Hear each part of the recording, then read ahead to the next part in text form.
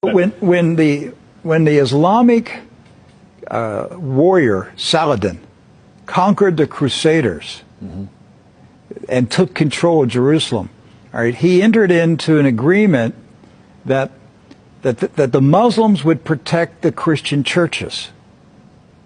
And so he appointed two Muslim families.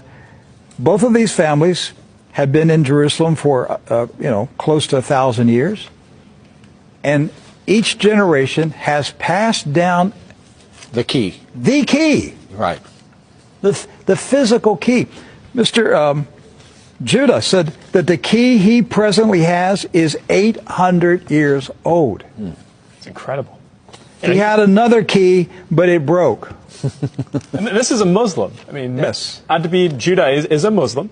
And he said it's a great honor for a Muslim to hold the key to the Church of the Holy Sepulchre, which is the most important church in Christendom.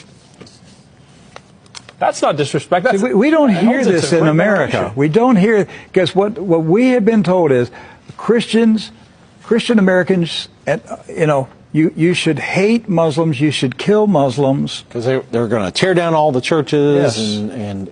and basically just ransack them and everything else. But here we have two families that for nearly 1,000 years have actually been watching over Christian churches. That's right. So who planted into our minds here in America that we should hate and kill Muslims? Who planted that thought in our head? Because it came into our society after 9/11. That's correct. So 9/11 was a calculated, planned operation, and it changed everything in our country. And so we were saturated with media propaganda, which who owns the media in this country? So we were saturated with this media propaganda.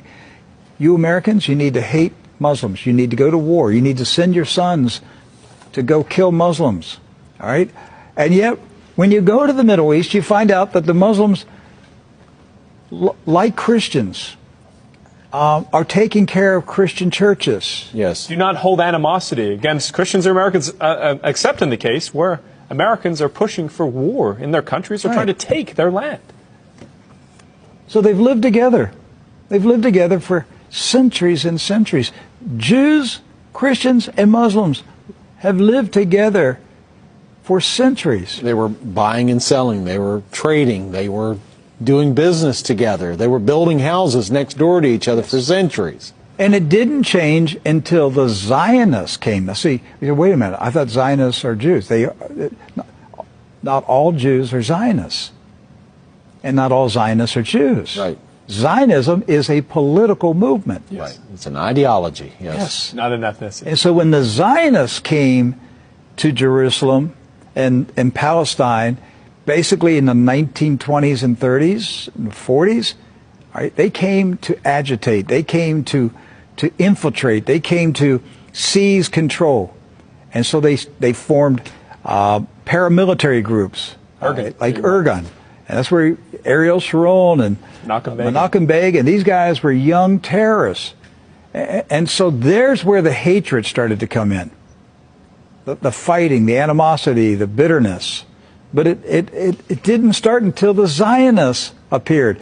Jews, Muslims, and Christians were coexisting. Yes. That's right.